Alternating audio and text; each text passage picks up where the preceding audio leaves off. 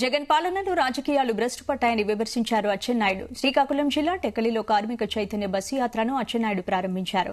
కార్మికుల సమస్యలను వైసీపీ సర్కార్ పట్టించుకోవడం లేదని మండిపడ్డారు. జగన్ పాలనలో కార్మికులు కర్షకులుగా యువత ఇలా అన్ని వర్గాల ప్రజలు అన్యాయానికి గురయ్యారని మండిపడ్డారు.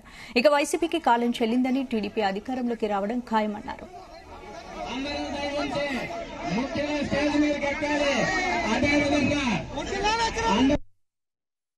ఎవడొచ్చినా సందా మొత్తం సందాలతోనే ఈ 5 సంవత్సరాల్లో చాలా భ్రష్టు పట్టించారు. రాజకీయాలంటే భ్రష్టు పట్టించారు.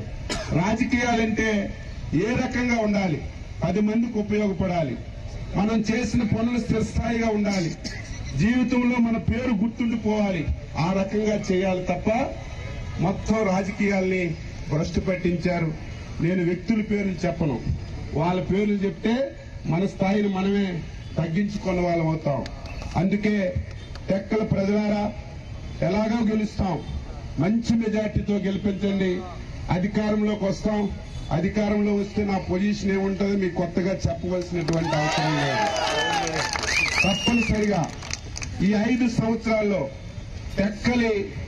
టెక్కలి నియోజకవర్గం ఎంత నష్టపోయిందో వడ్డీతో సహా నేను చేసి మళ్లీ మీ మన్నలను పొందుతానని ఈ సందర్భంగా తెలియజేస్తూ, ఎవడొచ్చినా సందా మొత్తం సందాలతోనే ఈ 5 సంవత్సరాల్లో చాలా భ్రష్టు పట్టించారు. రాజకీయాలంటే భ్రష్టు పట్టించారు.